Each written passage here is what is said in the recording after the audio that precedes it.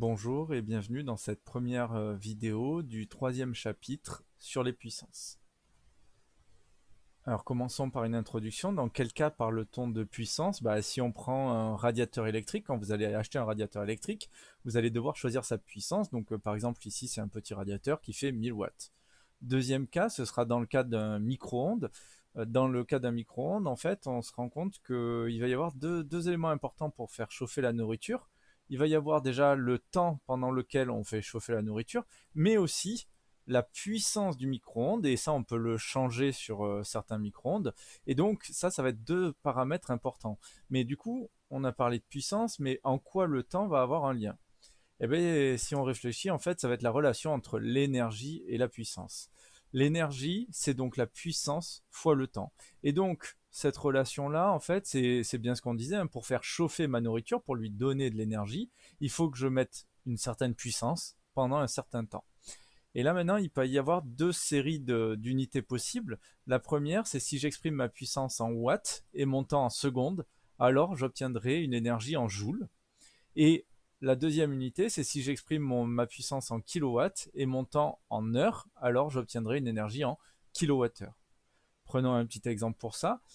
Si j'ai 1 kWh, c'est donc 1 kilowatt fois 1 heure. Et donc, si je convertis, 1 kilowatt c'est 1000 watts et 1 heure c'est 3600 secondes.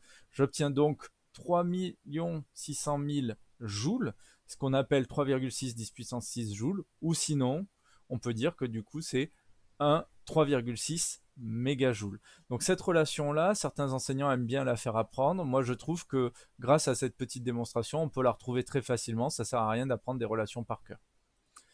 À quel endroit on retrouve cette relation énergie et puissance? Si je prends ma facture électrique. Alors je sais, pour la plupart d'entre vous, vous êtes encore trop jeune pour avoir la facture EDF, mais si je prends un exemple de facture EDF, ici, j'ai le détail de ma consommation. Et qu'est-ce qu'on va payer? En fait, on va payer le nombre de kilowattheures, c'est-à-dire l'énergie consommée. Donc on la retrouve à notre endroit ici. Donc là, en plus, on a un abonnement heure pleine, heure creuse.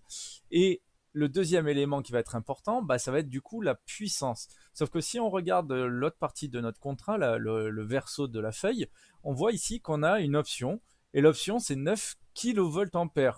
Or, c'est un peu bizarre, parce qu'on s'attendait à avoir des kilowatts, et là on nous parle de kVA.